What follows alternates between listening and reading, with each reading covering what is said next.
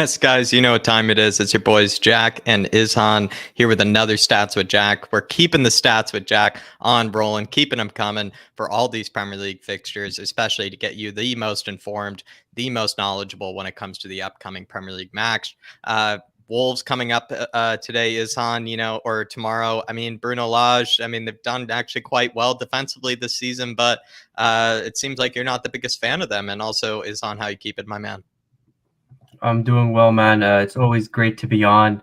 You know, this is definitely the show. If you want to toss in a cheeky fiver on a bet, this is where you get your info. So it's always Love it. amazing to be on.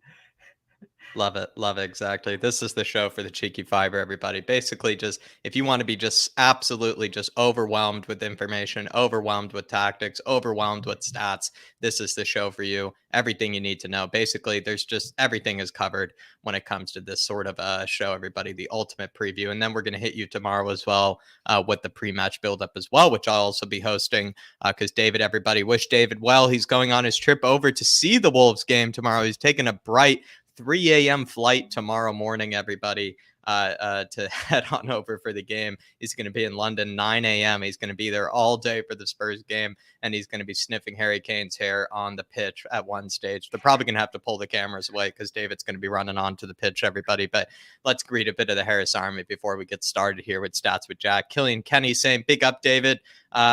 Pick up David Harris. Come on, you Spurs. Let's win Sunday. Rockstar 90 saying, big up the flat cap crew. And Killian Kenny, big yourself up, my man. There's your shout out, brother. Hopefully you're doing well. Hopefully you're enjoying your Saturday, my man. And also as well, hopefully you'll join us for the watch along as well, Killian. But I know you're a busy guy. Moondog, good to see you in here. Absolute legend. Mick, good to see you as well. Everybody's saying good evening. It seems like it's a very proper evening for everybody. They're all saying good evening, good evening. Adrian Shroka's in the building. Good to see you as well. Terry Wright, good to see you, my man. Niall Wood, good to see you. Spaghetti Slayer, good to see you as well, my man. Welsh Gal, of course, the absolute legend.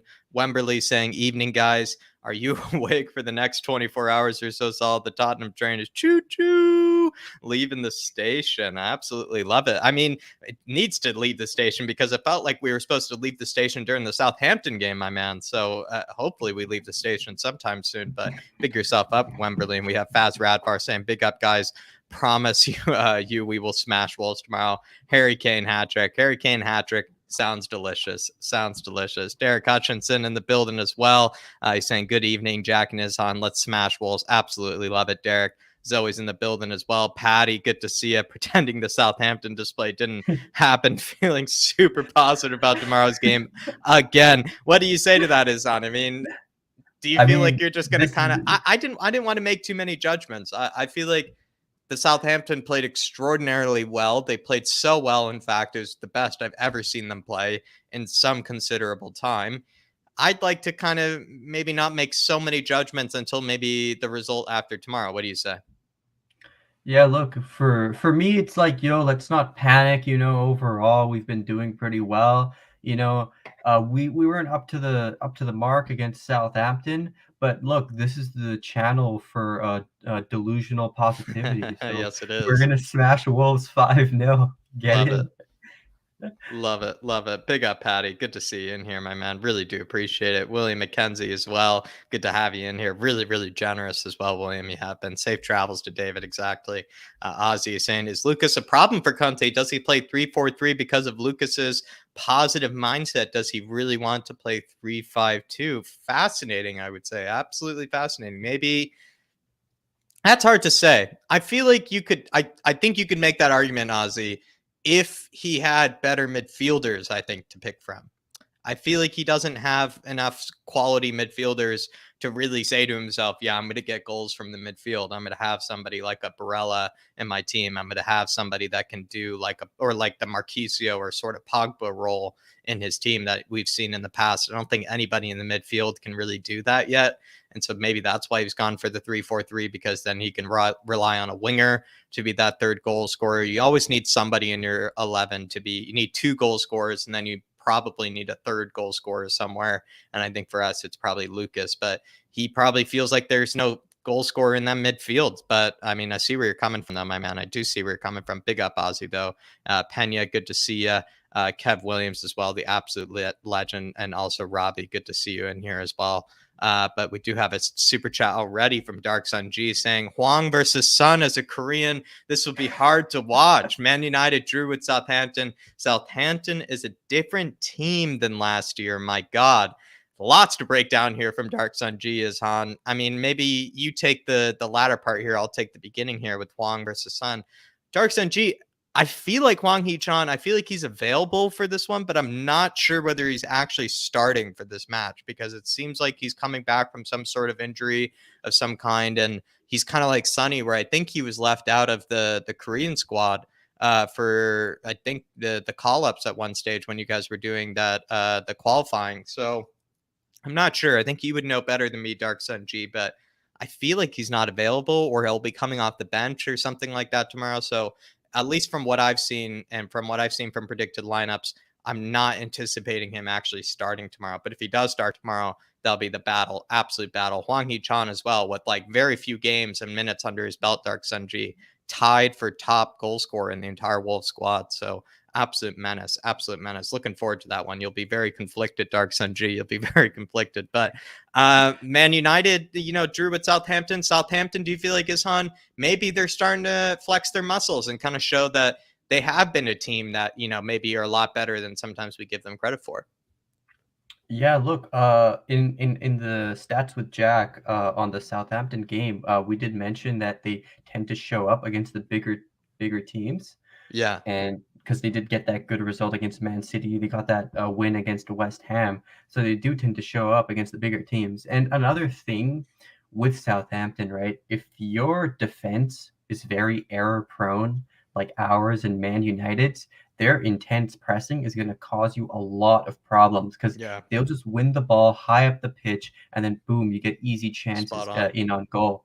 So I think that's where United and Spurs both struggled against Southampton. You're spot on, Hassan. You're spot on. There you are, Dark Sundry. It seems like maybe teams that have, kind of very error prone center backs and fullbacks in their squad are very likely to concede and make mistakes versus Southampton. And Southampton are showing to be much better against maybe bigger squads or bigger teams than they are maybe teams their own size. It seems like they like to pick on teams bigger than their own size by the looks of it, Dark Sundry. But Robin pick Hood. yourself up. Exactly. Exactly. Dark Sun G yet again with another one here saying, I want Wolves in Europa and Spurs in Champions League next season. It will be a great season if that happens. Wolves were unlucky to lose to the Gunners. They were really unlucky to lose to the Gunners, I actually thought. I don't really think Arsenal, it's funny. I feel like Arsenal are kind of a team that maybe actually kind of like the Brightons and Southamptons of the world. I feel like they start off always really well in like the first 20, 30-ish minutes sometimes. And then they actually don't really do anything else for the next 70. It feels like after the first 20 or 30 minutes. So for me, Dark Sunji, I feel like Wolves were extremely unlucky. I'm totally with you.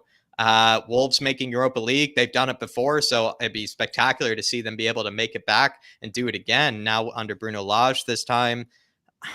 I feel like Spurs are actually going to be the one taking the Europa League spots this season. I'll be honest. I feel like if we don't make top four, we're definitely making Europa League. So Dark Sun G, who knows? Maybe we'll be in the Europa League with Wolves. Then you'll continue to be conflicted, with the Hwang Hee-chan situation. But pick yourself up, Dark Sun G. I think maybe bold prediction, maybe Wolves and Spurs make it to the Champions League. But there you are, Dark Sun G. William McKenzie in here saying, I think without Dyer, we should go a narrow four at the back in defense. Five is a bit too passive, in my opinion. What do you say, Ishan, here? I mean, do you feel like there are games when maybe you kind of wish we went for a four in the back sometimes, or do you feel like, it's not really, it doesn't really bother you too much? It's maybe just what maybe Conte hasn't planned. Do you feel like the three in the back, five in the back shape sometimes you feel like you wish we looked a bit different on paper? Yeah, look, against teams like Watford and Norwich, I think sometimes a four at the back would be better, just so you could have that extra Correct. midfielder or Yeah. that extra attacker in order to, break down the low block. But I think a five at the back currently is what's required because our defense is so shaky. I mean, we conceded three against Southampton at home, and we know that and Dyer is also missing, and our defense is just weak in general. So I think we do need that extra center back. I do feel like we need that extra center back. You're absolutely right. William McKenzie, I'm with this on here. I feel like maybe certain opponents you kind of feel like at 3 in the back, 5 in the back, it feels like a bit overkill, especially if you're not really going to send the wing back super far forward and really dominate the other team. It does feel like it's a bit overkill at times. So I'm kind of with you for this game in particular. I don't really think so. I think I'm actually kind of glad we're going for a 3 in the back, 5 in the back sort of shape against Wolves. I feel like it'd be interesting to see our system kind of line up against theirs and see what that outcome could be. But William McKenzie, big yourself up, my man. Really do appreciate it. Absolute, really generous man. And Kev Williamson here, good to see you. Says, good evening, Jack and Izhan. How are you? Really positive about tomorrow. I'm enjoying both of your positive, cool attitudes. Come on, you Spurs. Kev Williams, loving it. I think we're doing well. I think Izhan is doing well as well, my man. But hopefully you enjoy the stats with Jack tonight. Hopefully you get everything you need to know, everything you need to learn. But Kelvin, good to see you as well. But appreciate it, Kev Williams. Cynical Dad, good to see you. Par Miguel Escobardo, the absolute legend himself. Sibel Huda, good to see you as well. Just making sure I'm not mixing anybody. Toxic Headshot, of course. Absolute legend. Stefan Bloy is the legend, of course. Absolute GOAT. Just making sure. TJ as well is in the building. Was not actually a 200K per week. I saw my source. Yeah, I don't know why he was saying that, to be honest, TJ, because he constantly was saying he was on 200K. So must have been a long time ago that he disputed that claim, my man. But big yourself up, TJ.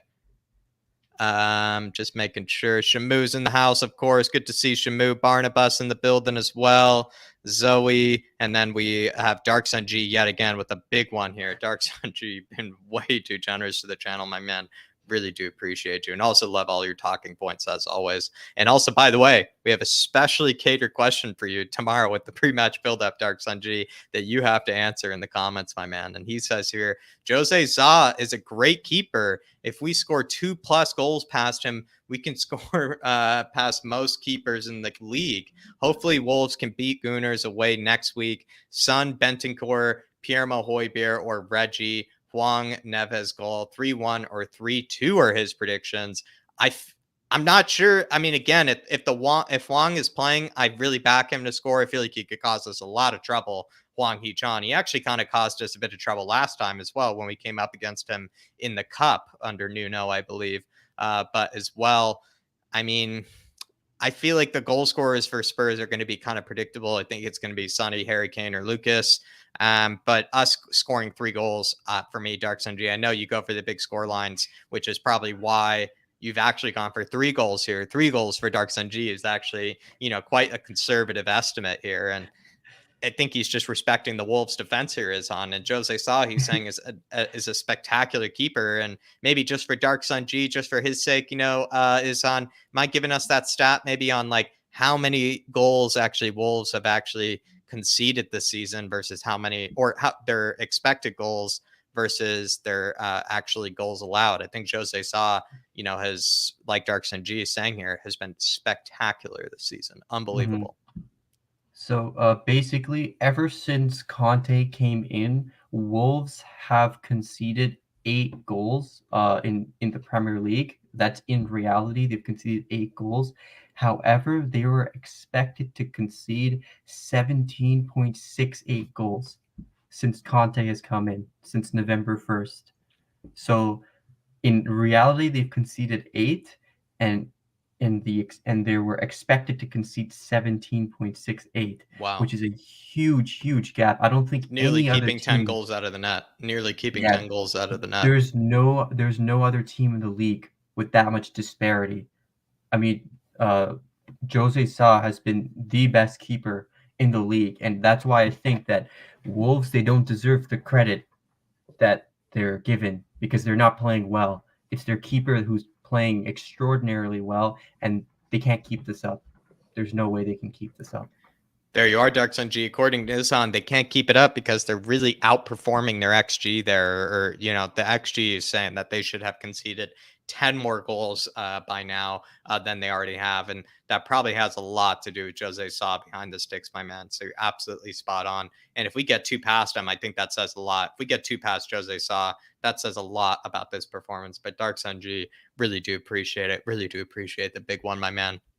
But everybody, as we break this down, we're about to get into it here. Please, everybody, please hit that like if you haven't already. Please as well hit that subscribe if you are new to Stats with Jack, if you are new to the Irish Hotspur as well. Please throw in your super chats if you feel like you want. Like Dark Sun G has led by example here, throwing in a stat, maybe throwing in a comment or an opinion about Wolves or Spurs or the upcoming fixture that maybe Ishan or I can kind of respond to that we can read aloud for the chat as well. I'll continue to try to get your comments on screen. It is kind of me running it solo here, so I do have to kind of do it by myself here. So if you do just want to skip the queue, like David always likes to say, feel free to throw it in a super chat. It's also a great way to support the channel. But we do move on here and we are going to break it down. But just want to say, everybody that's already tuning in, really do appreciate it and really do appreciate you joining us for Stats with Jack. But we are going to break this down with Wolves versus Spurs here with the cold hard facts. Tottenham are looking to get their first league double over Wolves since 2003-2004 season. So it has been very difficult for us to get a league double over them. 8 of the 15 Premier League meetings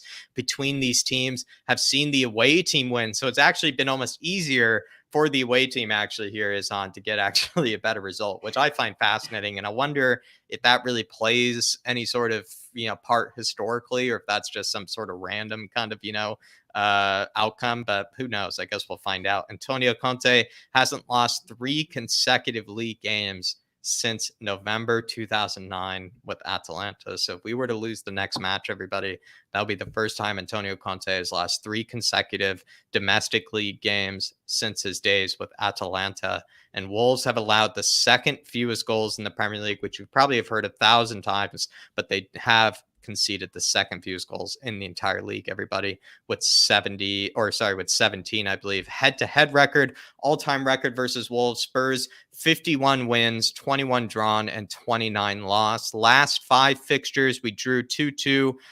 One in that cup fixture where we won on penalties, 1-1-0, as we remember under Nuno. So we were undefeated under Nuno against his former side. 1-2-0 under Jose, draw 1-1, and then also lost 2-3. Conte's record versus Wolves is 1 win. And I believe that win came in 2016-17 with Chelsea. I think it was some sort of FA Cup sort of fixture, 5th round, I think it was. And I believe Chelsea won 2-0. Bruno Lage's record against Spurs is actually 2 defeats because he's had that, of course, that cup defeat as well as that league defeat, both to Nuno. So we'll see how he does against Antonio Conte here. But we are going to now break down Wolves' kind of predicted lineup here, Ishan. And I feel like they're going to go for the 3-4-3, what they've gone for the majority of the season. They haven't really broken away from that too often, I feel like. But I'm gone for Jose Sa, of course, in goal. Maxwell Kilman, who's been unbelievable for them.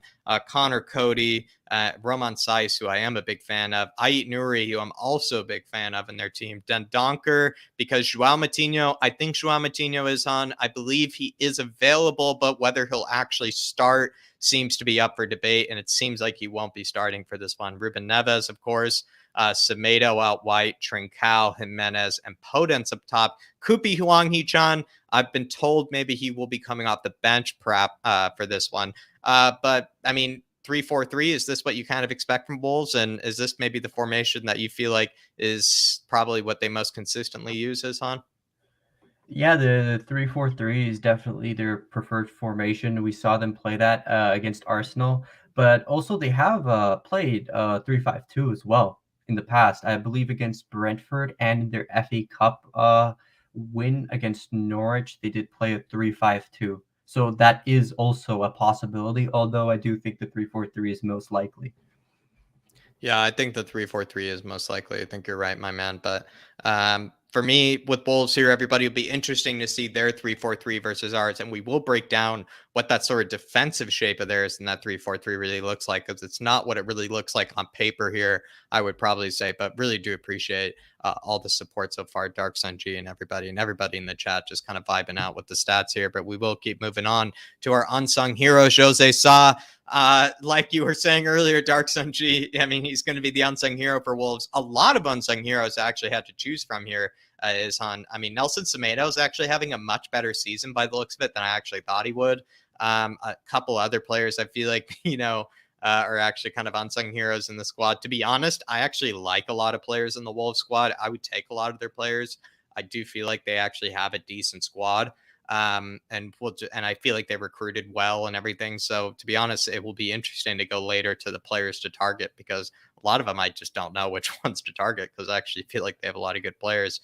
But Jose Sa is the unsung hero. Best save percentage in the entire Premier League, everybody, with 84%. Second most throws taken in the Premier League with 5.68 per 90. So everybody, he is going to be very kind of dynamic. He is going to use his hands. He's going to throw it. He's going to be able to try to hurl it to the wingbacks, to Ait Nouri and Nelson Semedo, kind of get the attack going. And he has the second highest post-shot expected goals minus goals allowed in the Premier League, which is basically all your expected goals minus the goals allowed in the Premier League. According to FB Ref here, Jose Sa has kicked out 6.4 more goals than he should have. So basically, he's absolutely outperforming the XG of what he should be. He's kept out at least 6 goals that he probably shouldn't have so far this season. Like Izhan was saying before, practically been the best keeper in the Premier League this season. Maybe next to like David De Gea, you could probably say Izhan. But Jose Sa, I mean, an unbelievable transfer from Olympiacos. He's been an absolute mainstay for them and has been a rock for them, and they've depended on him this season. Yeah, I mean, he's an absolutely unbelievable keeper. This guy, I mean, it's going to be tough to score past him, especially because we struggle to tear down low blocks, and then you have the best keeper in the Premier League to beat. So it's going to be really tough. I'm predicting a tough game for us, especially because we don't have that midfielder that can pierce through the defense, who can pump Yeah. in long balls, keep the defense on their toes. So it's going to be tough. It might be a 1-0 or a 1-1. I think it might be a 0-0 or a 1-1. I'm kind of with you here. Happy birthday, Matsy. Enjoy it, my man. Saturday birthday as well. Enjoy it to the fullest. Whatever you're doing tonight, hopefully you enjoy it to the fullest and enjoy the whole weekend. I mean, my man, sometimes you don't have to do everything birthday wise on one day. You can enjoy a whole weekend, enjoy a whole week. Sometimes birthday week. Big up, Matsy, though. Everybody wish Matsy happy birthdays in the comments, but big yourself up, brother. But yeah, I mean, for me, I feel like he's somebody that they desperately needed in order to kind of, climb the table this season. Shows they saw unbelievable transfer. You probably would say, hard to say between the Hwang Hee-chan transfer and this one, like which one, was better for them. Honestly, two fantastic deals. I'll be honest, two fantastic deals done by Wolves here. And everybody, literally, this guy has been the second best keeper in the entire Premier League, if not the first best keeper in the entire Premier League so far this season. So there you are, everybody. Somebody that should probably be kind of, remembered, especially if he makes, some spectacular save. And we're kind of wondering how that did not go into the back of the net. Probably Jose Sa, who's been quite consistent for them this season. We could have gone for a lot of key players for this one, Isan. We could have gone for Neves, Core Joao Matinho, you could do as well, but I'm not sure if he's actually available or will start. You could go for, I'm not even kidding, Nelson Semedo's had a spectacular season for them. You could go for Podence. You could go for a lot of players, but I've gone for Raul Jimenez, someone who I've always kind of had a bit of a soft spot for. I feel like he is a very good striker. I think he is maybe better than sometimes people give him credit for. He has great link-up play. He almost kind of is, to a degree, quite similar to someone like a Harry Kane, where he is actually really good hold-up play, good with the ball at his feet, good with the back to goal, good at maybe kind of playing in his teammates, good in the air, kind of has a lot of similar attributes, I'll be honest. But I feel like he is the key player for Wolves. Tied for the most goals with 4 this season, most shots with 37, which isn't very many, I'll be honest. Tied for the most assists with 2, tied for the second most key passes in the entire squad with 23, most shot creating actions with 45, and most goal creating actions with 11, which is actually a lot of goal creating actions, which actually for all the goals they've scored this season is on, what is it? They've scored like 19 or something like that. I mean, how many have they scored this season again? They've scored 19 goals this season. They've scored 19 goals this season, and you could say that he's had at least, a part to play in well over half of them this season. So that says something about him being a key player. I feel like tied for the most players dribbled past in the entire squad with 33. But I must say, before I get to Izhan here, everybody, Adama Traore, as much as we wanted to kind of I feel like for 30 million, I wouldn't have got him. But if we were to sniff at that transfer for 17, 18, 20 million, we shouldn't have, because he's still to this day leading in almost all of the big stat kind of categories when it comes to Wolves. Adama Traore is an absolute stat merchant, and he was destroying a lot of stats for Wolves, despite not even playing too many minutes, I would say as well. So I would say, everybody, Adama Traore, unbelievable. That guy's still leading in so many stats for them. But Raul Jimenez here is on. Are you a fan of him? Do you kind of respect him? Is he someone that maybe we should be a bit fearful of? I actually do really rate him, and I do really rate his game. Yeah, I rate him as well. I think people wrote him off after his brutal injury, but if you look at the numbers, he has been performing pretty well for Wolves. He's definitely been their most successful forward. And look, the ability is still there even after the injury. He has the technical skills, and he can be dangerous to any defense in the Premier League. So definitely, this is a guy that we have to watch out for. I think Romero will have a tough time on his hands, especially because his hold-up play is so good. Yeah, because his hold play is so good, and we'll kind of talk about that a bit later. But you're absolutely right, Ihsan. You're absolutely right.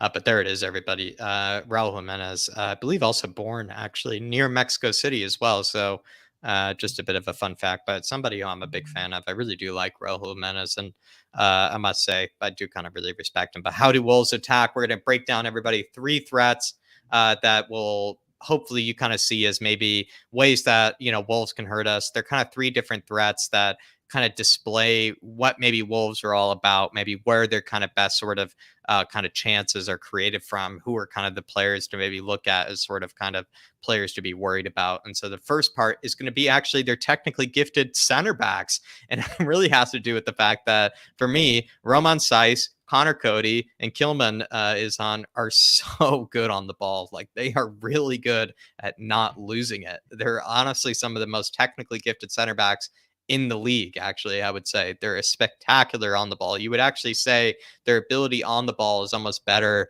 than their actual defensive skills, their actual defensive prowess. So for me, I'm going to be kind of breaking down here with this kind of animation, and you're welcome to come in here, just kind of talking about what these center backs actually do for them. They're able to ping passes in behind, like I'm trying to show here for Potence. They're able to kind of keep possession so that they don't lose it in bad areas, like we talk about with Sanchez, Emerson, and other players in our squad that lose the balls or lose possession as center back a lot. I feel like the Wolves center backs are the exact opposite for me. Yeah, with the Wolves center back, they know what they're doing. Like, if they have to clear the ball, they'll clear the ball. I don't think they've given up like any goals from clear and obvious errors where they just lose the ball in their own half. I mean, these guys, they're well disciplined and they know what they're doing, and especially they know how to ping a pass to the wingers. And I think that's going to be pretty dangerous because Podence, he's a player that I really do rate, and Trincao is very tricky on the wings, and he's a very talented dribbler as well.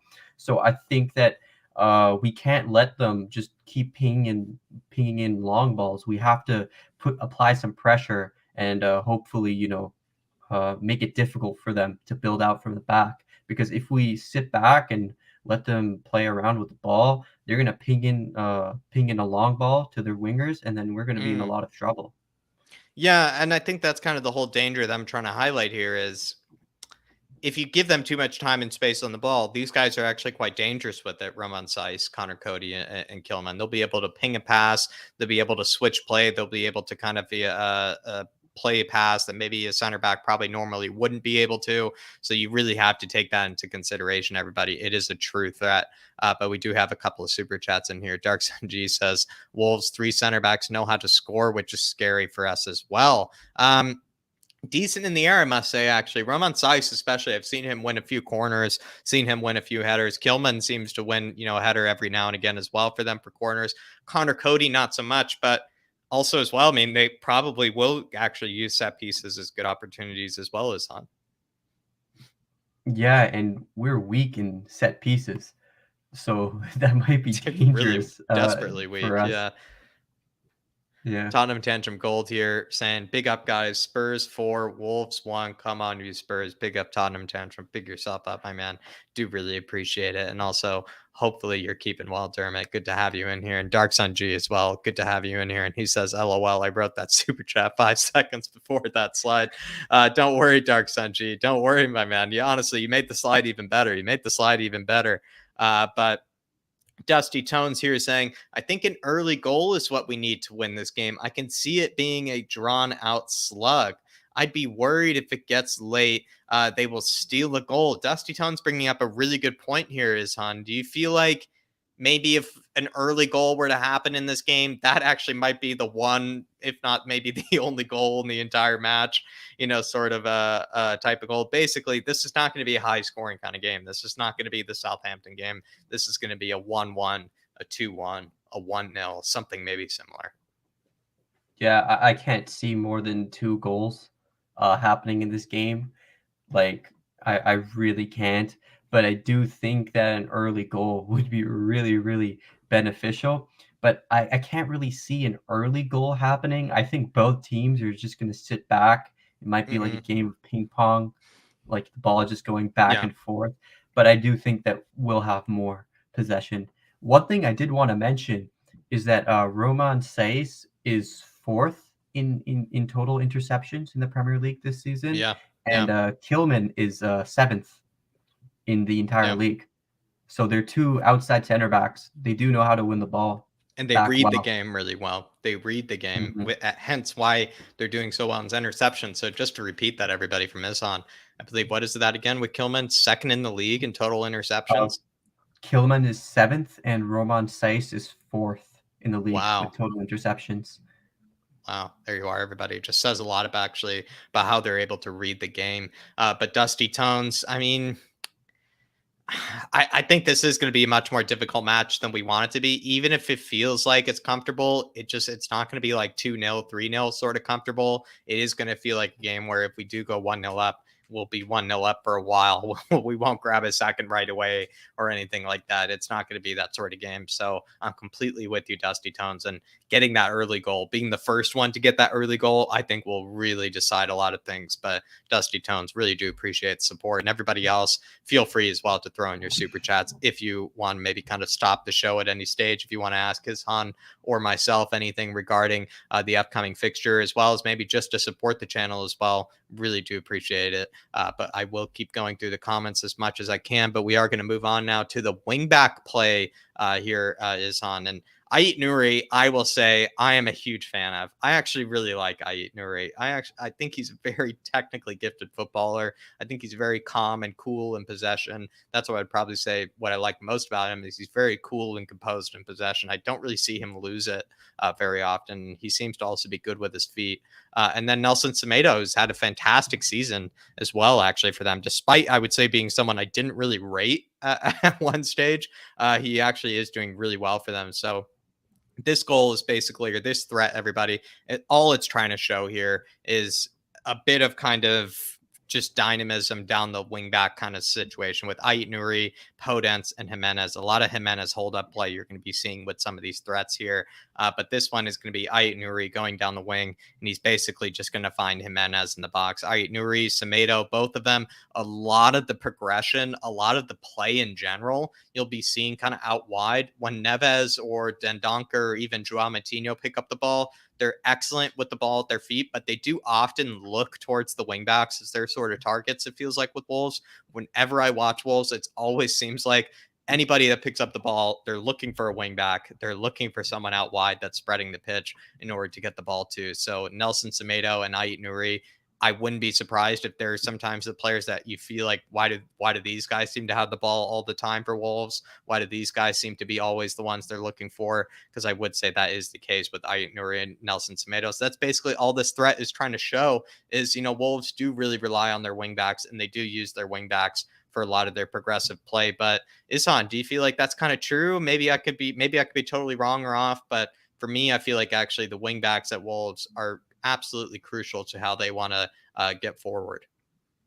Yeah, I think with the wing backs, especially Ryan Eight Nuri, I really like him, just like you do. I feel he's a very modern wing back who loves getting forward, and he has a very good ability to carry the ball with his feet. And look, I think with the wing backs, they use them to break the first line uh, of the press.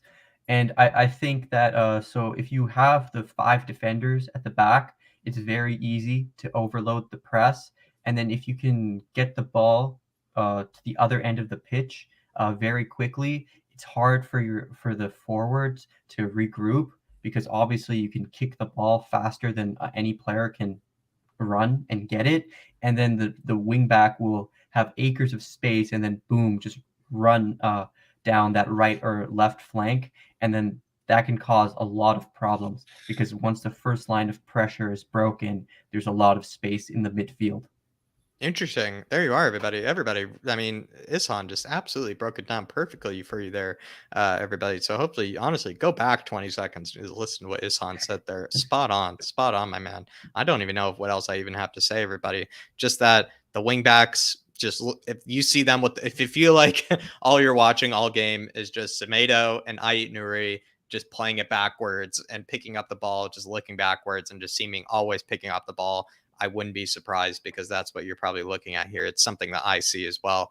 But Ruben Neves here outside the box. I did that last time when you were on here, Ishan, with James Ward-Prowse. Two players I feel like with extreme threat outside the box. Ruben Neves has an unbelievable shot from distance. Joao Matinho has an unbelievable shot from distance. Two players that I feel like one outside the 18 can be extremely dangerous, and Ruben Neves is one of them for me. And so basically, all this is just trying to show is, maybe a bit of hold up play from Jimenez that is sometimes extremely underrated. And then Neves just kind of leads the attack here and then basically receives the ball back right in front of the 18 and just is able to smash it top bins from there past Lloris. But all this goal is basically just trying to show and demonstrate is that Ruben Neves is someone to be reckoned with, someone to be very fearful of when outside the 18 with a bit of time and space. And certainly can hit a banger. I would say he certainly can. But it's actually funny, is coming up with threats for this team. You kind of, you could say like, oh, like Trincao, Trincao will do this, Podence will do this, but they've only scored 19 goals this season. So you kind of have to be honest about like where actually the goals actually might come from for Wolves. And for me, this could be one of them is the Ruben Neves sort of like long shot of some sort that might actually end up being, some sort of threat for us. Do you feel like that's the case? With Wolves, they have a lot of good players on paper, but haven't actually scored that many goals this season. So you have to actually think like where actually would the goal come from for them? Well, in a sense, that's how they play. You don't need to score very many goals if you don't concede any, right? I mean, a 1-0 win is obviously better than, a 0-0 draw or a loss, 1-0 loss. So I think that's just how Wolves play. Their strength is in their defensive prowess. They obviously Ruben Neves is an excellent defensive midfielder, and he really has a rocket of a shot. And another thing that's pretty underrated is that his passing is actually Unbelievable. quite good. He is actually quite a good creative outlet in a sense, and he also adds that defensive stability in the midfield. He has that leadership quality as well. I believe he's the youngest captain in the Champions League ever. I believe Wow. back when he was at Porto. So Wow. Ruben Neves he's just an excellent player. And look, he loves anytime he gets space, he loves to have a crack at it. And we do need someone really marking him because he could be really, really dangerous.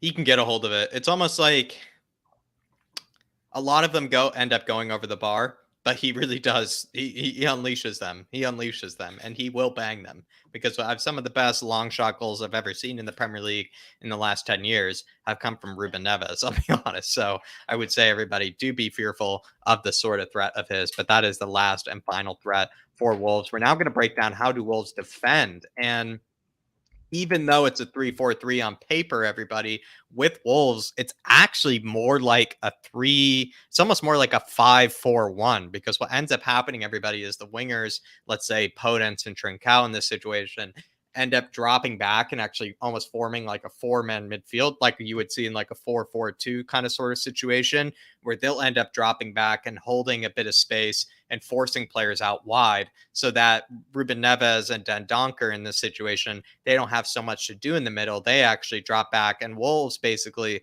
they really make it difficult for you to play through the middle. In fact, they want you to play out wide. They want you to do all of your work outside, which is why these sort of wingers drop back with those fullbacks, because then they have enough cover out wide in case you go out wide, which that's where they want you to go. But in case you do that, they do have the likes of those fullbacks, those bombing wingbacks, and those wingers in order to kind of help out defensively. But they drop back those wingers so that they make it really difficult for you to play through the middle. I believe you have some stats here, Ishan, on kind of like the lack of pressuring, or the lack of a high pressure that Wolves actually do this season, which would kind of, I think, add a bit of evidence to what I'm trying to say here. Wolves, they do really sit really deep, and this is sort of the shape that you often will find them sitting so deep in, which is why they've conceded so few goals. That's in a very effective shape, but they do sit very deep. They sit very conservatively, and they make it really difficult for their opponents. So maybe break down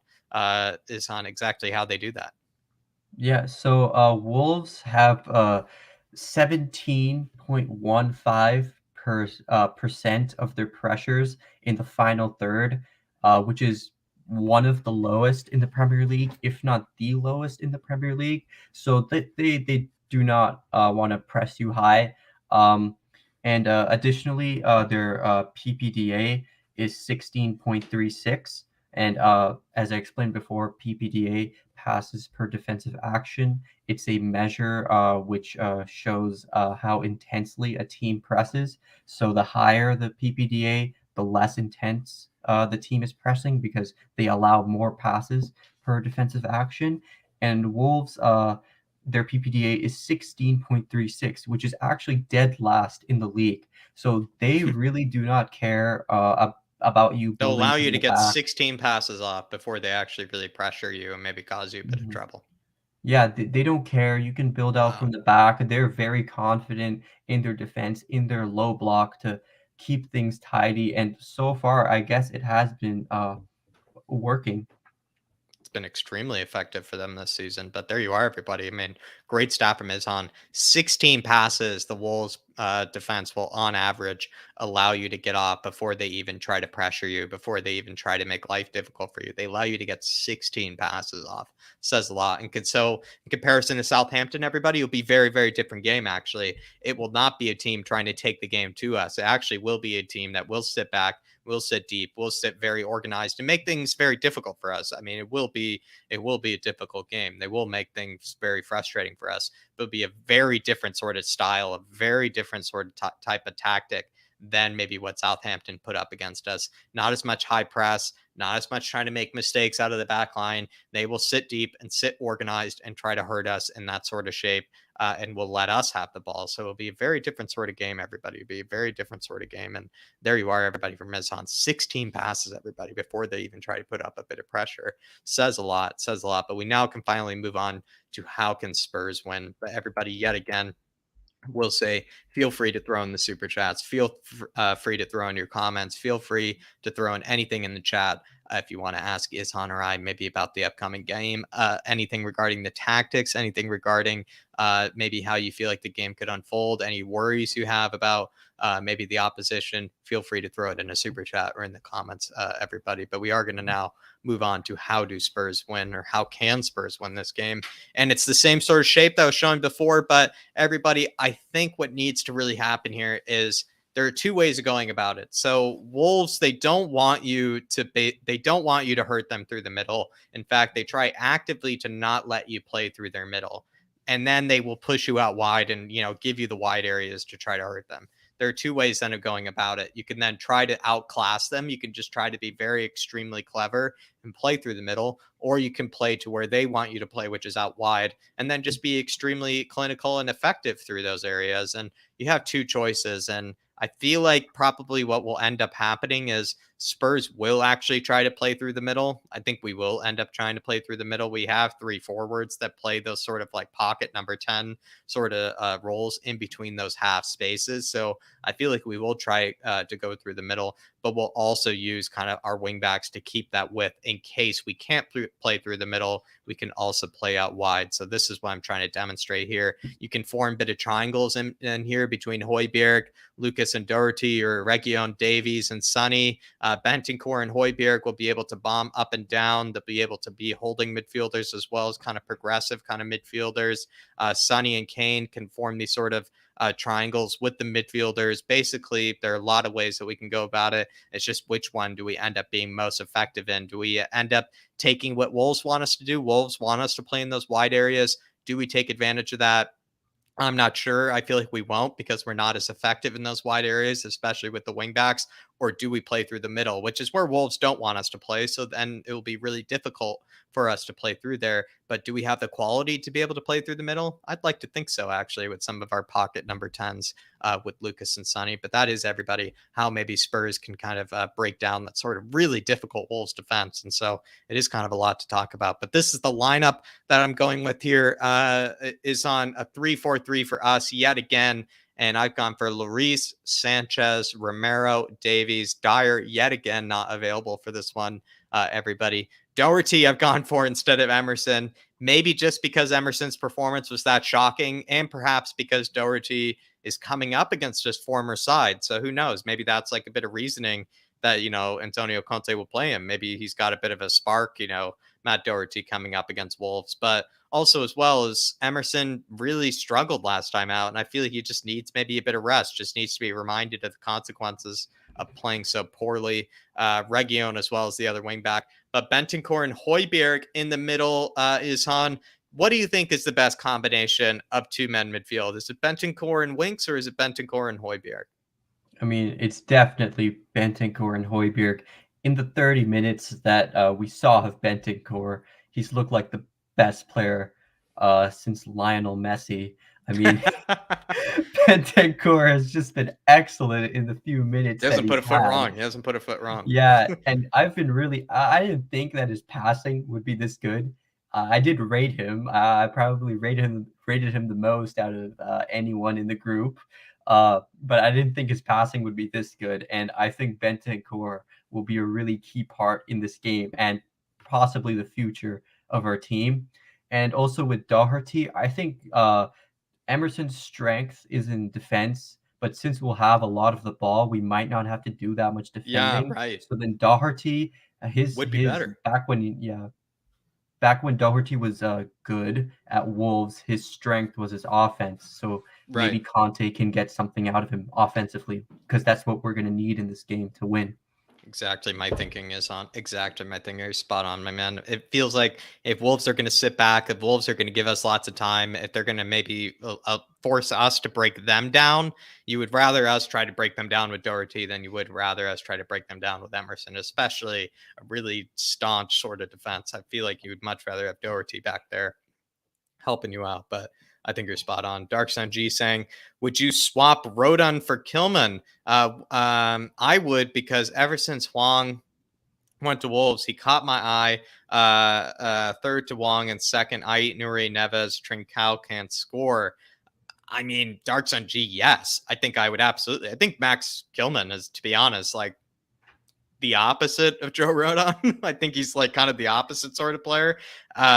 Kilman is extraordinarily good on the ball, extraordinarily composed on the ball, isn't exactly as like no nonsense sort of defender. I think Joe Rodon is like the definition of a no nonsense defender, doesn't rely on his technical skill to keep the ball, just clears it, just gets rid of it, gets stuck in when he can. And then that's basically all he does. He doesn't really offer anything in possession, doesn't really give you anything that maybe helps out going forward. All he does is basically just get stuck in for you and is that no nonsense defender. Whereas Kilman offers you so much in possession. He offers you so much composure. He's actually probably better in the air than maybe also Joe Rodon is, I would say as well. I would take him, and for almost 1,000 reasons, I would take him over Joe Rodon, actually, Dark Sun G. But He's also saying Ait Nuri and Neves he would take as well. I mean, I'm not sure if we need Ait Nuri, which is a really sad for me. Is on because I love Ait Nuri, but Ruben Neves. Do you feel like this is a player that everybody's always said, should come to Spurs? Everybody always said, we should get a Neves like player. We should get a James Ward-Prowse like player. Do you feel like that's really true though? Do you feel like Neves is sort of that perfect player that Spurs should maybe go after? To be honest, I do think Ruben Neves would be excellent at Spurs. I mean, he can defend, he can pass, he can score from distance. He brings leadership as well. This like he can really do it all, and he's pretty young as well. I think he's 24 or 25 years old. Yeah, So Ruben Neves would be an excellent player to come to Spurs. But every season we always see like United and Chelsea linked with him, and obviously the asking price would be pretty high. But if we could get him, I would definitely take him because he fits into our team pretty well. I would definitely take Neves. I definitely take him as well. Trincao had been impressed with the dribbling skills, but the clinical, finishing and the decision making in the final moments, I've not been so convinced of. But what are your thoughts on Trincao for Dark Sun G? Is on. Look, yeah, Trincao, I was honestly really shocked when Barcelona let Trincao go, especially for the loan with an option to buy, and the fee was an absolute joke. I mean, it was almost insulting to Trincao, but they had their financial issues, so I can sort of understand why they did that. But Trincao, if you look at his expected goals in this season in the Premier League, he has 2.6. In reality, he hasn't scored a goal at all. So, that does show that maybe his finishing is poor, but that could Yeah, also mean that he's bound to score. If he keeps getting in those positions, he keeps creating those chances. He's bound yeah. to score. And look, he's 22 years old. He's a player that has a lot of room to grow. And look, he'll eventually figure it out. I really like Trincao, so he might just be bound to score, but hopefully it's not against us. Hopefully it's not against us, but I would say he's looked unbelievable in terms of like dribbling ability. I believe he's actually has 11 megs so far even this season, which is ridiculous. Like that's absurd to have 11 megs so far this season. But as well, I think his dribbling is unbelievable. It's just that like it's that final ball, it's that final touch, it's that final pass. It's just that final kind of clinical sort of ability that I'm really questioning with Trincao. But do appreciate Dark G, Neves, Ait Nuri, as well as Wang Hee-chan, I would certainly take, but we can't take him now. Maxwell Kilman, though, or Max Kilman, I would take any day over Joe Rodon. Any day, my man. Good to have you in here, though, Dark Sun G. Good to see you in here as Hamad as well. I can see what Conte's planning to do. Our team, he's trying to strengthen the bench in the first team, adding more options, can be clinical. Absolutely clinical, my man. Jimmy, good to see you as well. Good to see you, brother. Patty Higgins saying, hope Bentoncourt gets a start. Looks a proper player. Emerson gives me the Aurier panic attacks. That position has been a problem since we let Kyle Walker-Peters and Trippier go. Patty, underrated comment, my man. Underrated comment. The Emerson sweats, the Aurier sweats. That's what I would say. The Aurier sweats. But we are going to keep going, everybody. We are going to keep driving. Do really appreciate everybody tuning in so far to the Stats with Jack. We are going to have our unsung hero and crazy here, everybody. Harry Kane is an unsung hero, I know, but he doesn't really get in here very much because Sonny is constantly dominating everything. And Harry Kane, I said I wouldn't do Højbjerg for the next 3 weeks for the unsung hero. I promised you guys it won't happen. And so I have gone for Harry Kane here. A bit crazy to do unsung hero, but I think the only reason he's in here is just to kind of remind you guys that Harry Kane, he is coming back. He is kind of starting to climb up a lot of the charts in terms of the stats in certain regards and categories. So Harry Kane, everybody, if you needed more evidence just to see that he's back, here it is, everybody. Most shots in the entire squad with 63. Most goal creating actions with 8. Second most shot creating actions with 53. So there you are, everybody. He's basically had a single hand in most goals in our entire season so far. Second most players dribble past with 32. And I would say this is extremely impressive, Izan, because Lucas and Sonny are tied with 35 players dribble past, but Harry Kane only 3 behind them. with 32. I think that says actually a lot about him. I do apologize. The camera just kind of unplugged there for a second, but I will plug it in just a second when I get to Isan here. But maybe Isan, I'll keep listening to here. But Harry Kane, I mean, 3 behind Sonny and Lucas for players triple pass. Look, I always felt that his on the ball abilities were quite underrated. I mean, his reputation is that of a goal scorer, but he provides way more than just that. I think that him dropping deep, like dropping very deep into midfield, in the striker role, that's definitely the best version of Kane. Hmm. Like we saw that a lot under Mourinho. We're seeing it now under Conte a bit, although I would like to see it a bit more because his Yeah. passing, he can cause problems with his passing. He can carry the ball up the field, and especially like getting involved in the build up play. It's really like really difficult to deal with because as a center back you're told okay you have to mark the striker, but then if the striker is dropping down to midfield, like are you gonna mark him and pull yourself out of position, or are you just gonna let him stay in midfield and then leave a player unmarked? So that's why Harry Kane is very difficult to deal with, and I do think that his dribbling is underrated, his passing is underrated, and to utilize those underrated aspects of his game, he has to start dropping deeper. No, he has to start dropping deeper. Absolutely. You're spot on there, is on. You're spot on there. Do appreciate everybody joining in. Everybody, we do have 100 in the house. So anybody that is joining in tonight, feel free as well. As always, drop that like, throw in a super chat if you do feel like you want to ask the panel anything, or maybe, throw in your stats, or maybe ask anything regarding, what you maybe are worried about maybe tomorrow when it comes to this game. And also as well, just to support the channel. But for me, Harry Kane over here, everybody, you're just going to see him start climbing up so many stats. I mean, look at there, right, as well. Second most passes into the opposition penalty area with 24. Harry Kane is showing that his creative role is starting to come back in, and the most fouls. So if anybody was questioning the effort, the most fouls as well in the entire squad with 29. The man has been honestly quite dirty this season. He's shown a bit of, the shithousery, I would say, Harry Kane this season. So another good reason I would say, if anybody is questioning Harry Kane's effort, there you are. Most fouls in the entire squad. He's fouling more than Højbjerg. He's fouling more than Christian Romero. That says a lot. It really does say a lot. But there you are, everybody. Harry Kane as the unsung hero in terms of Spurs. But the key player, as always, as it probably forever will be, as long as he dominates in all these stats. Because look at all these stats that he is dominating in. Most Premier League goals. It is Sonny, of course, everybody. Most Premier League goals with 9. Most key passes with 32, tied for second most Premier League assists with 3, most shot creating actions with 59, tied for the most players dribble pass with 35. The fact that he's tied with Lucas is absurd, considering he's played actually he's played a lot less than Lucas. The fact that Sonny has skinned as many players as Lucas has so far this season is unbelievable, everybody. Second most progressive carries with 99, third most crosses with 39, and the most carries into the penalty area with 22. Sonny's always dominated that last stat, which is one of my favorite stats in the business. But Sonny, as always, the key player. And I actually found this to be quite impressive, is on the fact that he is tied with Lucas in terms of players dribbled past.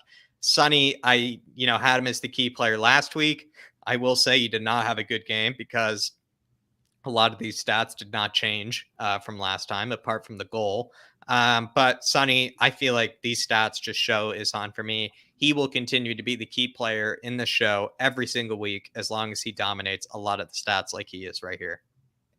Yeah, for sure. I mean, Son is a world-class player. There's no denying that. And look, with Son, the only thing off, right? He's still scoring. The only thing off is just his first touch. But as soon as he gets that back, he plays a little bit more football. He gets eases in, gains some more sharpness again. I think we'll see Son fit and firing again. I mean, look at these stats overall in the Premier League. He's been amazing. He's just coming back. From an injury. So yeah, I mean, he is definitely the key player for Wolves to watch out for, and I'm really hoping he can bang in at least one, if not two goals.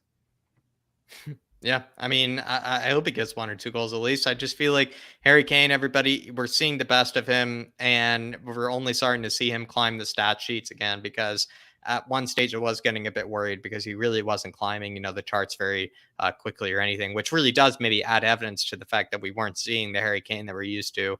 Now we're starting to see the Harry Kane that we're used to, but we certainly have been seeing an unbelievable Sonny. We have been seeing an unbelievable Sonny, and that's why he will continue to be the key player for probably as many weeks as we can, just because he is dominating in so many key factors, everybody, so many key areas.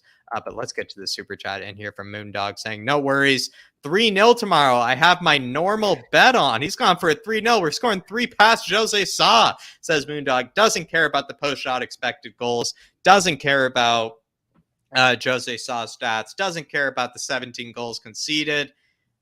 We'll get 3 tomorrow, says Moondog. I'm loving it. And it probably will come from a center back header because Moondog always bets on a center back scoring as well. So we'll see Sanchez rising like a phoenix, it seems like, from a corner. But Moondog, really do appreciate you, my man. Really do appreciate you. And good to have you in here. But we will keep moving on, everybody, to maybe kind of the 3 different sort of threats that Spurs will have. The 3 different sort of threats are basically, the first one is just breaking down Wolves' defense. This is basically one of the toughest defenses will come up across this season. So let's kind of talk about the way that maybe we can break it down. I've kind of tried to go for maybe a way that we can break it down sort of out wide here. And I've gone for Bentancur and Davies making sort of that overlapping, or you might even say kind of underlapping run, Ishan. But Ishan, I feel like we need to keep the width in a lot of situations. So I've used kind of Davies and Region as good examples of maybe what we could do in order to cause Wolves some problems. You have a bit of an overload here where Bentancur is kind of taking that spot that Davies normally would. And then Davies is kind of overlapping with Region, which creates a bit of space inside the pitch for Harry Kane, causes a bit of confusion for Wolves here. I mean, what do you make of this? I haven't seen Ben Davies make those sort of progressive runs and those sort of, kind of those underlapping runs, as you would say, in the past. Like, it feels like in the past 2 games, I haven't seen it happen too much. And maybe a good way for us to actually break down a team like Wolves would be for Ben Davies to make these sort of runs, because it can open up things for Harry Kane, Lucas, and other players. Yeah, definitely. Wolves, like we mentioned before, they want to push you outside. So let's use those wider regions if they're going to give us that space. Because if you give up the ball, right, like Wolves will give up the ball, we're going to have possession. If you keep putting in crosses, it's not like they can head away every single cross. Eventually, something is going to have to give. And if you can cause those overloads, especially with Ben Davies with his underlapping runs, and Bentancur seems like an absolute baller, and he has good passing as well. So if we can use those wide areas, I think you can definitely tear down the low block using that extra space. And Son obviously can dribble in from the wing. So yeah, I think definitely using attacking from the left wing will be our best bet against Wolves. Yeah, and to be honest, you can even see here the sort of run that Region makes. You could even see maybe Harry Kane trying to play Region in that sort of situation as well. All I can say is, everybody, is if Wolves want us to play out wide, if they want us to, if that's the areas where they want us to hurt us or hurt them, I feel like we could do it with maybe Ben Davies and Region. I feel like they are quality enough to maybe actually cause Wolves a bit of trouble out wide. And that's what, if we want to cause them trouble out wide, which is basically where they want us to play, that's where they're basically going to allow us to try to cause some trouble, since that will be allowed to us, since that will be the area since where they will, deem us, not really a threat.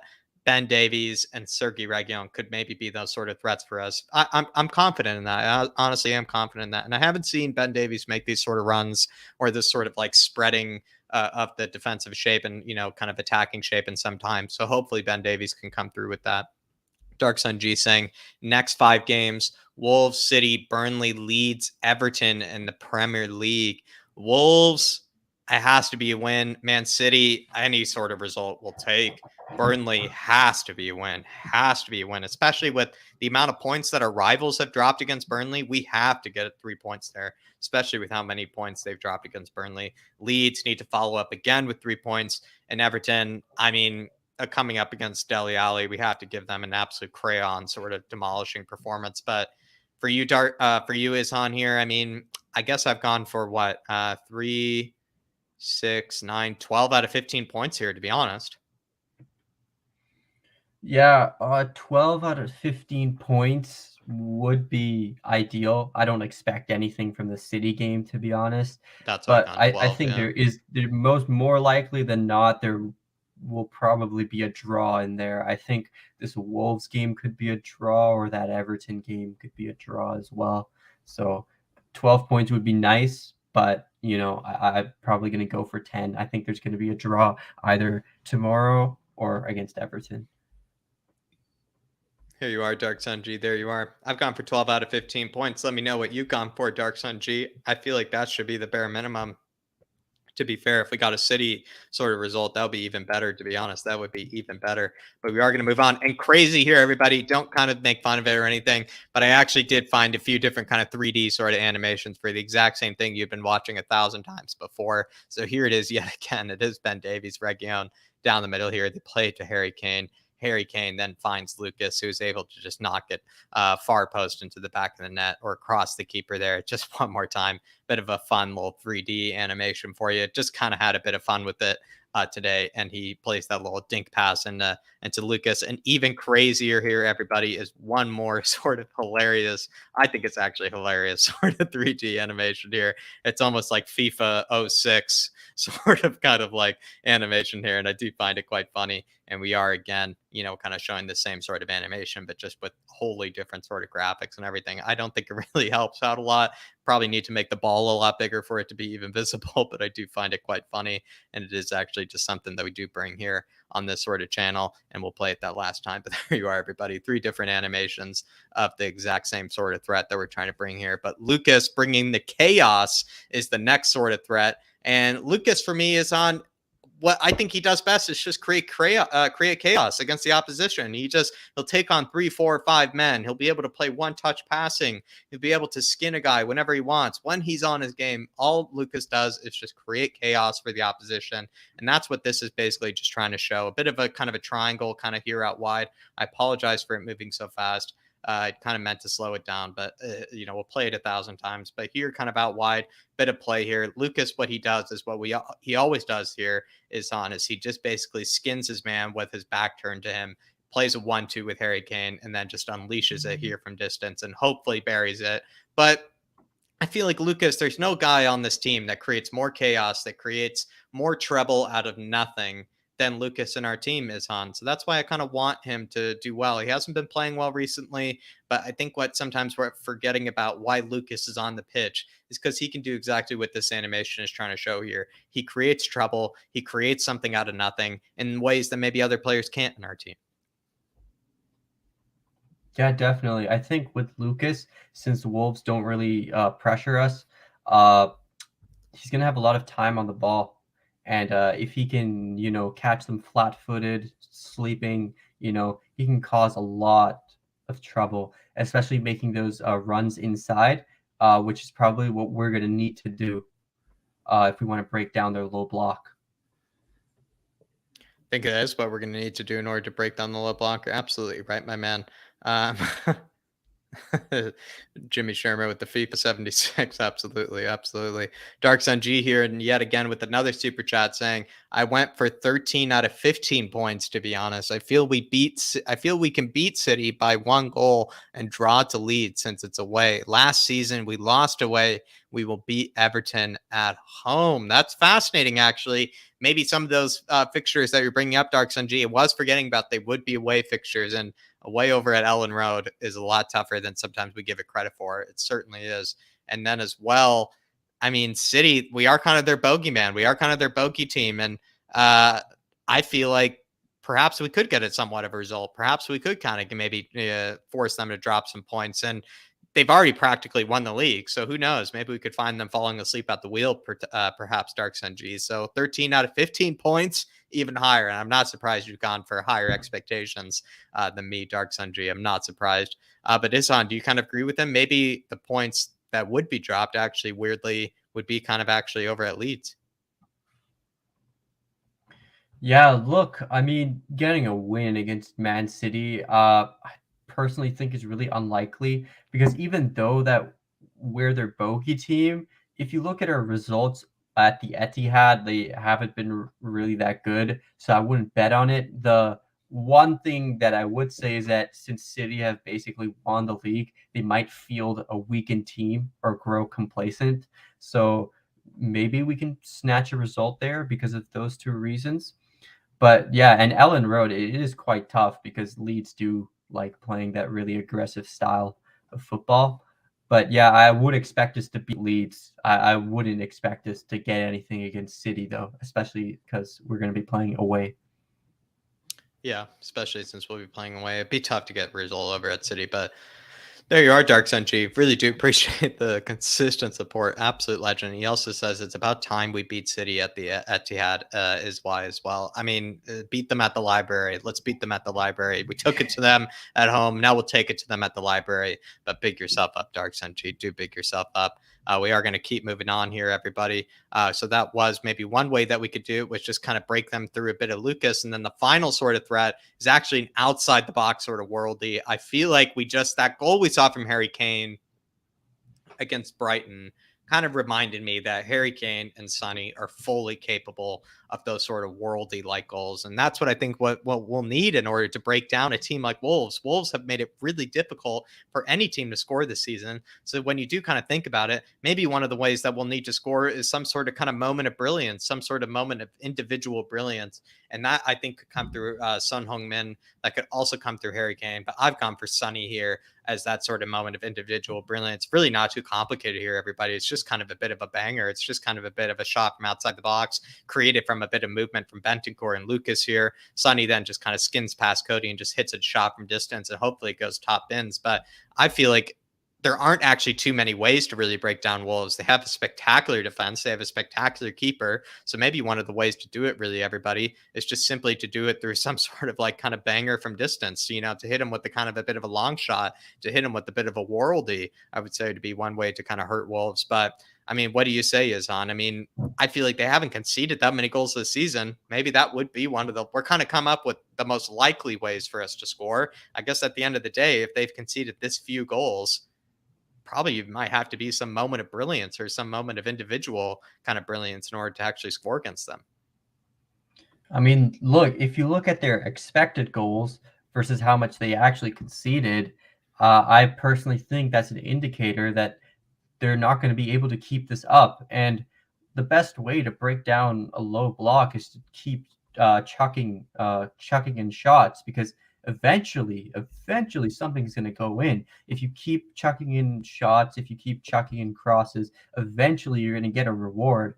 And I think that's probably the best way to break down their defense. I believe the term it's called percentage football where Mm, even though it's a low percentage, each cross, each long range shot, it's a low percentage. It's better than trying to work the ball around and try to get interesting. that perfect shot. Instead, if you keep going for the long shots, the crosses from out wide, eventually something's gonna go in. Eventually, you're gonna get a reward, and I believe that's how we're gonna get success.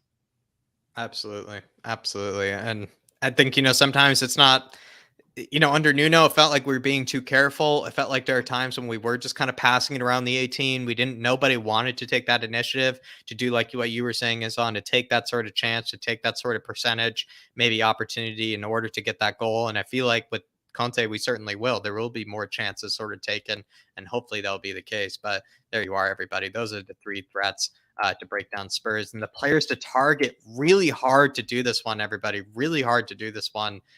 I've gone for Ruben Neves, Semedo, and a third player. And the third player I want the chat slash Izhan to maybe break down. Everybody in the chat, give me your third player in the Wolves lineup to maybe target. That third player in the Wolves team that you feel like Spurs players can target, someone that they can take advantage of. Because for me personally, I'm finding it hard. Like Connor Cody, I really rate. Their back three, I really rate. Their midfield, I really rate. The only reason I've had Neves and Semedo in here, I will explain. but their whole team I really rate. I like a lot of their players. I really like a lot of their players. So it was hard for me to come up with 3 players to target. The reason I've gone for Semedo and Neves here is because I believe they are some of the most players dribbled past. So in terms of players that have been dribbled past the most in the entire Wolves squad, these are the 2 guys that I believe are way high up there. Also, as well, I believe Nelson Semedo's in here because he's one of the most dispossessed players, I think, in the entire squad. He has some of the most like intercepted passes. He has some of the most kind of like dispossessed sort of moments. And then Neves as well. The reason I kind of have him in here is because Neves has the most yellow cards in the entire team, and he has some of the most fouls in the entire team. So Neves is somebody that you could maybe get an early yellow card for, whereas Semedo is just somebody that is prone to a mistake. But that third player, I mean, who's that third player for you is on? Like, who do you target? I couldn't come up with anybody. I mean, it is pretty difficult because they play so tidy, they play so compact, they play so solid.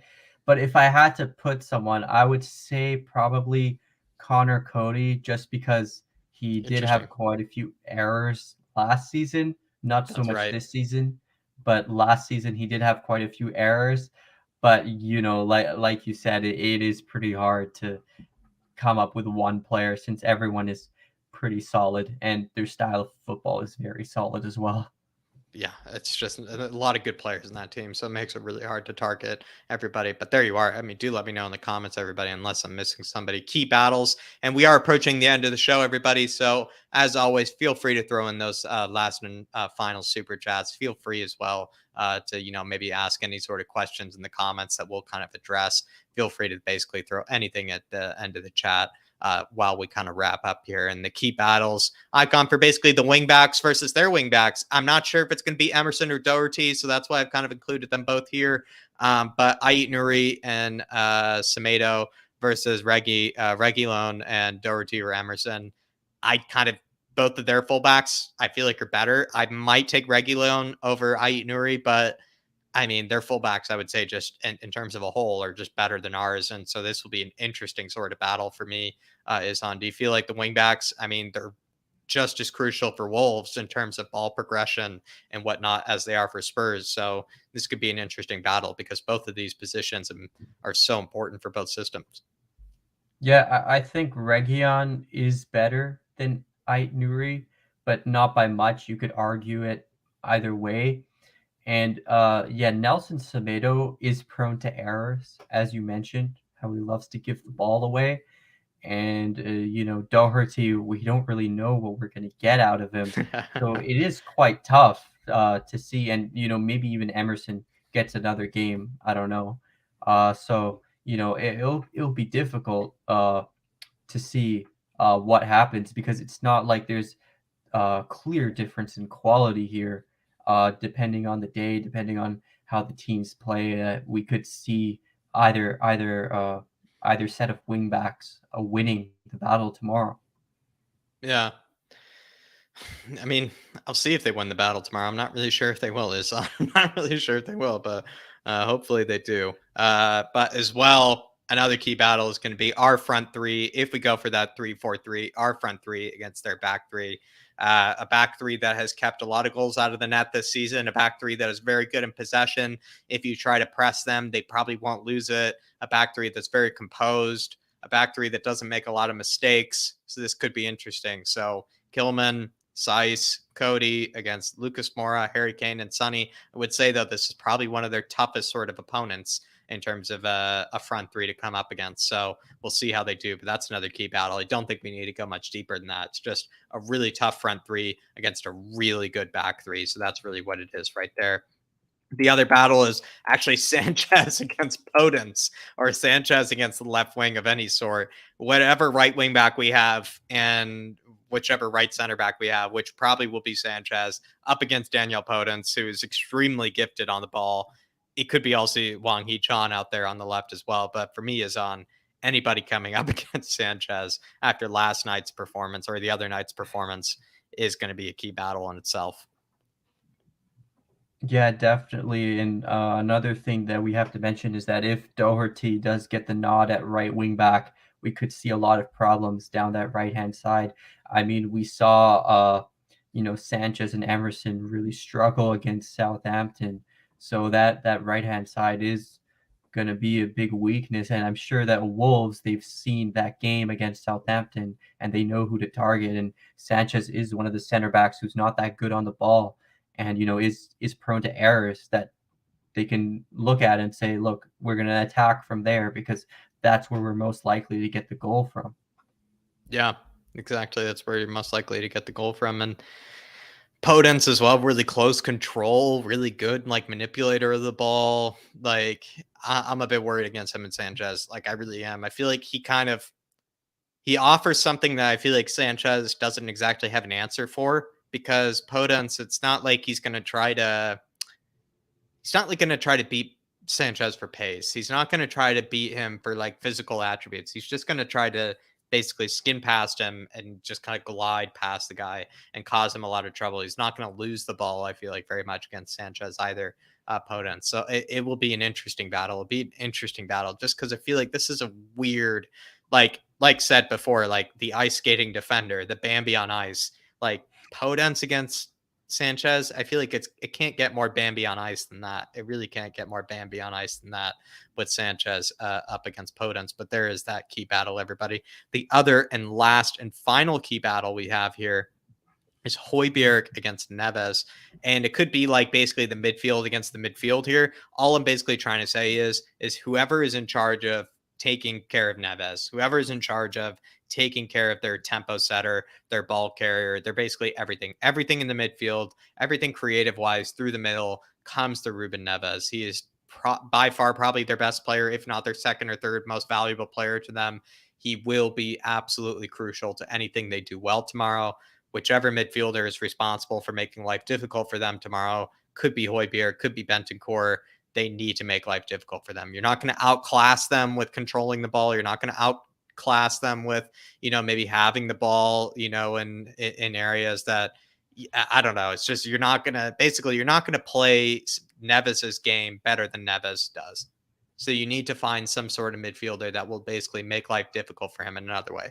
What I said last time was the reason why Harry Winks, I feel like, shouldn't start this game is because Neves and Joao Moutinho are better at what Harry Winks does than Harry Winks does. They're better at doing similar, they do similar things, but those two are, gargantuanly better at it than Harry Winks is. So basically that means then you need to meet them. You need to make life difficult for them in another sort of way with other sort of players. And so Højbjerg for me is a good player in order to do that. And also I need Højbjerg to step up because it really is always sad to not see him play well in a match like that. But that is the end, everybody, of Stats with Jack. Hopefully you enjoyed it. Thank you so much, everybody, for tuning in. Thank you so much, everybody, for all the super chats. Thank you so much, everybody, for all the support, all the generosity, and just joining Izhan and I tonight. But feel free, everybody, like I said before, throw in your questions, throw in your super chats, throw in maybe your final comments, maybe to discuss maybe what your nerves are, anything regarding tomorrow,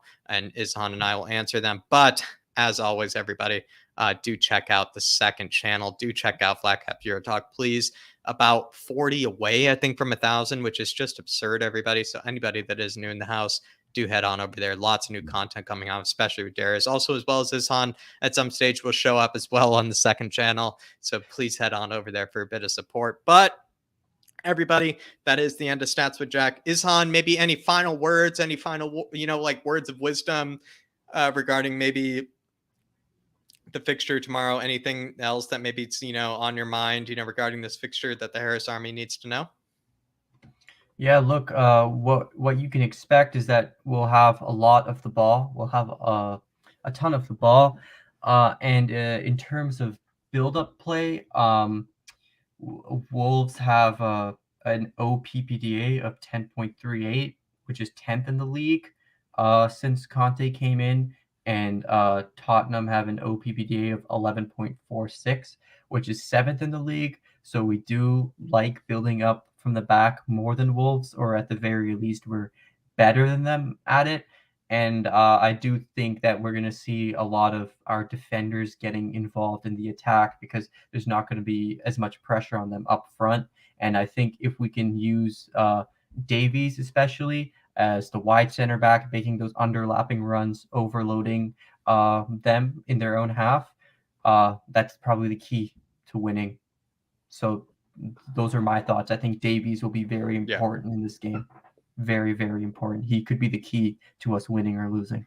He needs to be that extra body in certain moments that will make life difficult for Wolves. Need to be that player that's unaccounted for in certain moments. That progressive center back. A good example, I would say, actually, is um, I'm trying to find progressive center backs. Rudiger, Joel Matip. Joel Matip as well for like Liverpool always carries the ball forward, always kind of makes something, kind of makes, the team kind of have to think about him because he'll carry the ball forward. You're kind of wondering like, okay, like where is he actually going to play it? What sort of decision is he going to make? And it makes life difficult for the defense. Ben Davies can do something very similar, carry the ball forward, progress the ball forward, and make, kind of the life difficult for the defense as a center back. It is possible as a center back to do that. Joel Matip and Antonio Rudiger are great examples of that. But Jonesy here saying thoughts on a back three of Romero, Rodon, and Davies. Would you do, I think probably in this case it'd be Joe Rodon as a right-sided center back instead of Sanchez. Would you prefer that instead of Sanchez is on? Maybe Rodon there. Look, I do rate Rodon more than Sanchez. I feel that he has been hard done by because he hasn't really performed that poorly. I mean, Sanchez had shockers against Moura and Southampton, but it's looking like he's going to start again, and Rodon isn't even in with a shout. So I do think he has been hard done by. I wouldn't mind it if I saw Rodon start. I'd say, look, he deserves it because Sanchez Yeah. did not perform. And yeah, Rodon on the right side and Romero in the center I wouldn't be against it. In fact, I'd be for it because I think Rodon deserves a go. We'd all be for it. We'd all be for it. We'd all be for it. But big up, Jonesy. Hopefully you're keeping well, my man. And what time on for tomorrow, says Mick? UK time or Irish time, UK London time, 12:15 noon. So 12:15 p.m. tomorrow. We will be doing the pre-match build-up run by me. I'll be joined by Kuva as well as James from Spurs Related for the pre-match build-up tomorrow around 7:15 a.m. my time over in New York. So nice and early, getting up nice and early. And then as well, the watch along will be 15 minutes before game time. So that would be around, I believe it's 1:45 UK time or around 13:45 UK time. And then I believe it's around 8:45 a.m. New York time, Eastern United States time. So there you are, everybody. When it comes to the watch line. So 2 shows tomorrow, as always, running, business as usual. I know David is going to be off, enjoying the Wolves game over at Spurs over in London. He's flying at 3 a.m. So honestly, not too far from now, David's flight is coming up, everybody. But we will be going business as usual with the pre-match build-up, with the watch along as well. Dark G as well. I do have a question pre-prepared for you for that pre-match build-up, of course, too. But that'll be all for now, everybody. Do really appreciate everybody for tuning in for Stats with Jack. Do really appreciate all the support. As always, do hit that like if you haven't already. Do hit that subscribe if you are new to Stats with Jack. Do head on over to the second channel if you do like anything that I had to say. If you do maybe want to catch a bit more of maybe anything regarding, David and I do have a lot of content coming out over there. But as always, we will hope for that win tomorrow. We'll be dreaming of wins. We'll be dreaming of goals. We'll be dreaming of Harry Kane finishes from outside the box. But as always, everybody, come on, you Spurs, and in Conte we trust. In Conte we trust.